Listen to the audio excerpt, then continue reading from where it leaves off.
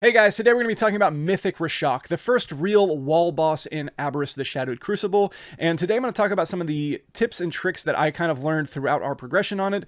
We killed this last week, but even each subsequent week, as long as it's not getting nerfed, it's still going to be really tight to get this killed, because from the second that you pull it to when the enrage happens, it is just a DPS race to try to kill this thing. There's a lot of damage going out, so I'm going to go over some of the things that I learned while we were progressing on this, and hopefully that will help out you guys who are either progressing on it now or will be progressing on it soon. So with that said, let's just go ahead and jump right into it.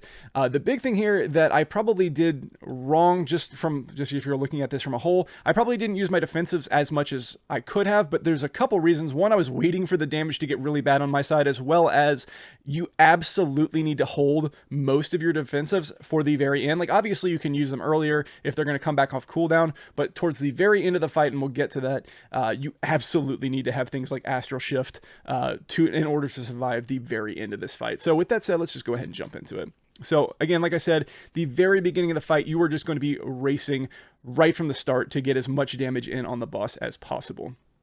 So the first mechanic comes out over here, and the first thing that you're going to need to be doing, and just kind of training yourself to do, is train your eyes to be back here and not just staring at the boss. The boss isn't doing anything. The boss pretty much never does anything that really matters to you, except for one mechanic that we'll get to, but for the most part, you can just kind of be staring wherever that mechanic ends up, so it's back here in the back.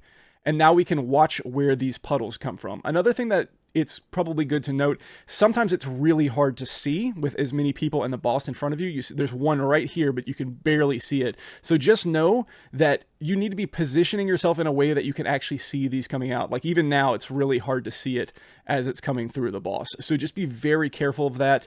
If you see it's like this wide, then you know that there's another one somewhere in the middle. So just be very cautious of that. And that's something that you're going to need to be paying attention to the entire time. There's two places that I suggest using your astral guidance, especially early in the fight. This would be the first one, pretty much in any charged smash. And I was just kind of basing it off of how much damage we were taking. If it looked like people were really low, you're not going to really turn the tides with ancestral guidance at all. But I was just kind of going by feel here. There's a ton of damage that goes out in this fight, and you can kind of use it as at your discretion, because it's not going to be something that is going to save the group. But I was kind of waiting for those moments where I felt like the healers were struggling more. Maybe that's right to do, maybe it's not. Ancestral guidance isn't going to be the biggest deal here, but it is definitely worth using because it is an off global cooldown, so you might as well get some extra healing out. For these spawns, when people have to soak, keep in mind what you're playing. You know, if you're playing an elemental shaman, which is mainly what this is based for, you need to be focused on the ones in the back or the ones closest to you that you can get, and always think about committing to going to get one. So I've committed to moving over here to get this one, but then I saw that people went into it, so I immediately turned around, but someone else got in it first. And if you see someone enter it before you, just let them handle it. There's no reason to put extra damage out on the group by also going there and soaking, so I just stop short and don't take that hit. But always be hungry for looking for those soaks that you can take control over, and always be doing that so that someone else can go somewhere else. A lot of times I see, especially in lesser progressed guilds, people just like to sit there and do damage and not handle mechanics. Be the person who wants to handle that mechanic. Be hungry for it, but if you see that people are going to cover it, then and only then can you back off and just hammer away, you know? So here we go. We're just going to continue from here, just doing as much damage as you can. Anytime you have these down periods of time where nothing's happening, just be focused on trying to get as much damage out as you possibly can, and try not to worry about moving too much. So I have the mechanic on me right here. This is the slam. This is what spawns the puddles. So what I'm going to do, and you'll see as I'm putting it out, he's telling me to put it back here, but I didn't think I would have time to get there that quickly. So he wanted me to put it, and this is the raid leader, wanted me to put it back on this one, but by the time I'd even gotten moving, I was just not sure if I could make it. So what I did is I went ahead and tried to put it as close as possible to this one at the very best. If I had put it over here, it would have been better, but this at least keeps them together. So keep that in mind too. If you can keep these kind of together, if you don't think you can make it to that other one, then try to at least keep it close to that second one without it overlapping. So as I'm running out of this, if you have the mechanic on you, always try to start running out and then find the area between the two, run out, and then run back in. Kind of a simple idea. That's also where I would always, if you have the mechanic on you, that's kind of where I'm saving Spirit Walker's Grace. So you'll see it comes out on me here, and I use my Spirit Walker's Grace as soon as the smash goes out to run back to the group. Gives me a little bit of speed, as well as allows me to keep casting without having to worry about like repositioning or anything like that. I don't have to cancel my cast over and over again. So that's a great place to use your Spirit Walker's Grace. There's a couple places you can do that. If you ever know that you're going to be needing to move a whole lot, then that would be a great time to use your Spirit Walker's Grace. And in case that's not obvious, we are staggering out when we clear this. We have different groups set up, so that's why I'm waiting so long, and the raid leader's calling that out. So here, again, I'm going to see this one coming in, just take a nice sidestep, and then pretty much just go right back to the boss. Again, focusing on doing as much damage as I can. Now this one is going back to where I should have put that first one, where the first one that I got on me but couldn't get to. And he's going to put it back there. So again, no harm, no foul. They're still nice and grouped up like this. This is what you want to see, is preserving as much of the room as possible. So everything's looking good there. And then for this, what I'm going to do here is I'm going to finish my cast, because that's a long cast time on this Shadow Lava Blast here. I'm just going to finish my cast and then jump out. You don't have to rush these things. If you have enough time to get out of the mechanic, don't worry about canceling your cast early. Finish your cast and then get out afterwards. And every single time that one of these waves goes out from these puddles, be looking here. Always keep your eyes close to where these are coming. And then if you need to, if you see like an angle where you can run in, always run to them so that you can get past them quicker. That's another tip that I heard from other people that makes it a lot easier, is run to those things.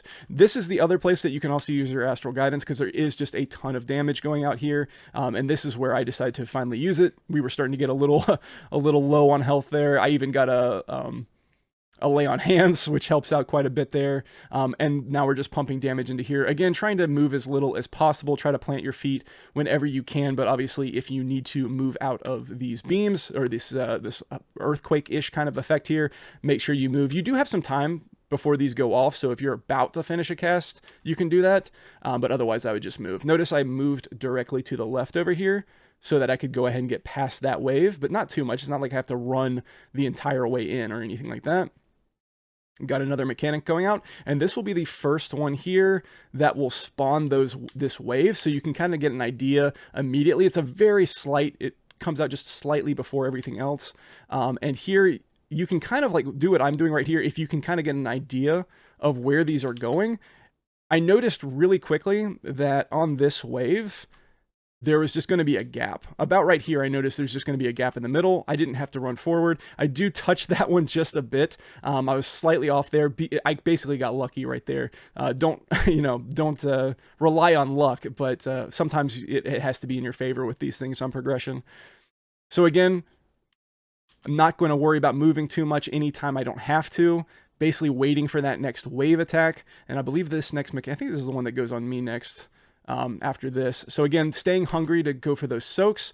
Here, I wasn't sure who was going to go out. We had 3 people go in, and rather risk one of these not get covered because everyone decides to go out, I just decided to stay and eat it. We were both kind of on the edge of it, so I wasn't sure if he would also move out, so I just took the safest approach by just standing in it. It's a little bit more damage for the healers to deal with, but it's better than it not getting covered at all. Here I get another slam on me, and this one's much easier to predict. And this one I can kind of tuck back into the wall and make sure it actually covers that. You'll notice here I kind of run out and towards this one to kind of get past it just a little bit quicker, and then move back in. Again, kind of like moving towards those waves to try to get past it.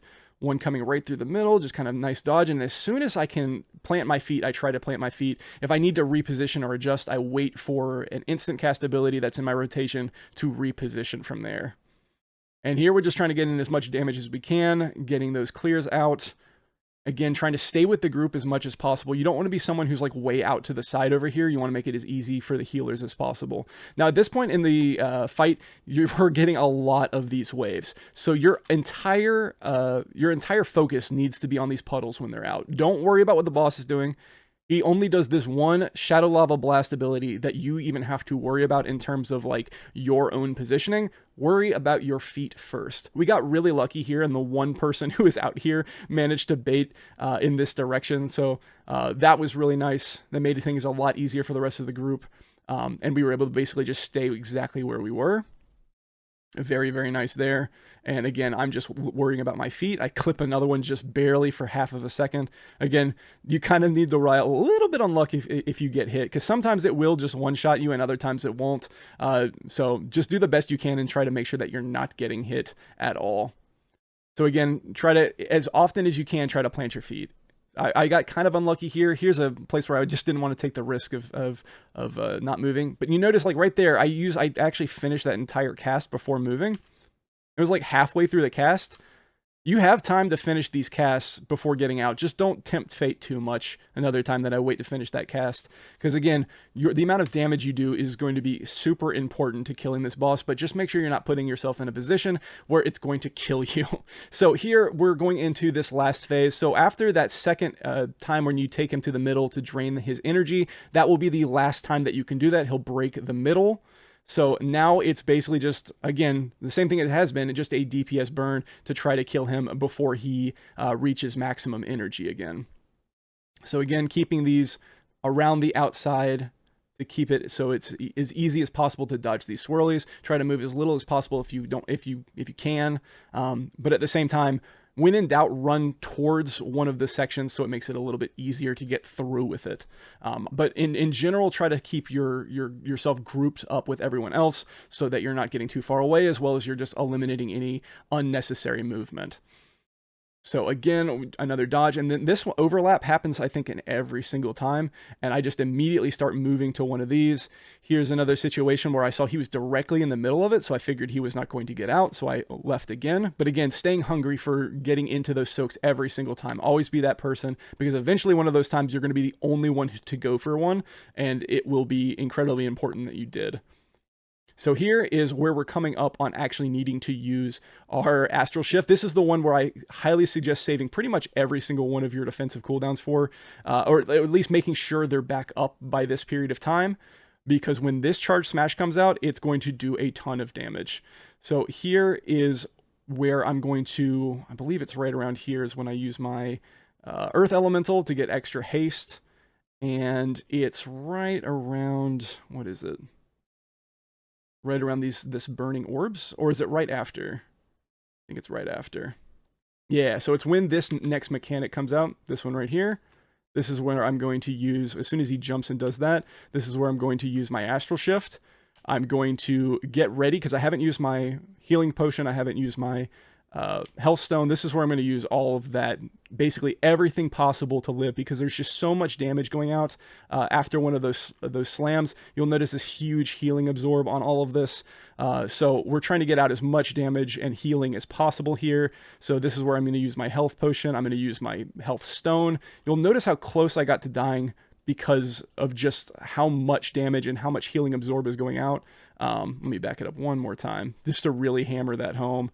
So this is where I've still got Astral on me, and look how much damage I'm taking even with Astral, and then this giant healing shield. So this is what I'm going to be using my health potion and my health stone into to try to just bring myself up. And you'll notice the big difference that makes to my health versus some of these people who are still really low, and we lose a ton of people right here at the end. So I used AG, I used Astral Shift, I had my Earth Elemental up, I used my health potion. I used literally every defensive at my disposal, and I was still getting down to like 20% health. Highly, highly, highly suggest having all of those things ready to go when you get to this point in the fight, because of just how much damage is going out. Especially if you're getting this deep into the fight, if you hadn't killed them by this point, that last slam on the ground to spawn that magma puddle over here will do so much damage, and then also the healing absorb. So I literally had to use everything, but because I did that, I was able to survive and keep working on this boss, because it'll be very easy to lose people towards the end here,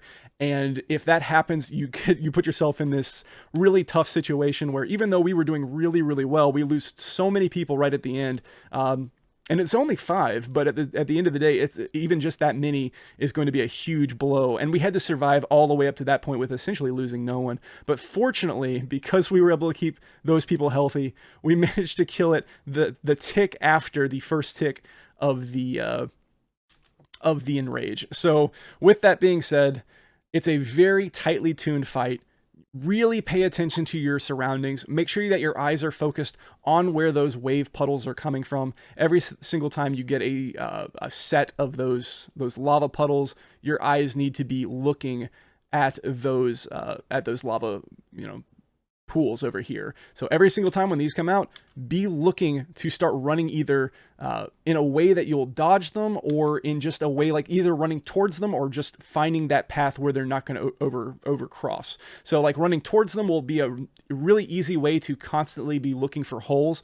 But if you can kind of like math it out in your mind and figure out a place where you currently are standing where you won't get hit, then you can do that too. Again, make sure you're having all those defensives for the very end of the fight. You can use them earlier. Don't hold them for the entire fight, but there's just so much damage that goes out right at the end that it's a lot of damage for the healers to keep up with, and it's going to be really easy to start losing people, especially with that healing absorb. So making sure that you're saving your health potion and your health stone for that moment will be super, super important. So those are the things that I've learned as I was progressing through this. Obviously, getting two mechanics where you have to run out is going to hurt your damage at least a little bit, but fortunately everything worked out so that we were just barely able to get that kill at the end. So hopefully this was helpful. Let me know what you guys think. If there are other bosses that you want me to cover on even other difficulties, I'm trying something new this time, and starting off with just doing the mythic stuff as people are getting to it and progressing. I'm planning on doing this for Ziskarn as well. We should be killing that fairly soon as well, with the non-cheese strat, which will be much more relevant moving forward. So hopefully this is helpful. If you found it helpful, please let me know in the comments. If you also found it helpful, please give it a thumbs up as well. That also helps out the channel, goes a long way. I stream at Twitch at twitch.tv/ridmark, so feel free to give me a follow there. And I just started a Discord, which has no people in it right now. But if you're interested in joining my Discord to ask me any questions there, I'll be around there to answer questions as well. So other than that, guys, thank you guys for watching so much, and I will see you in the next video.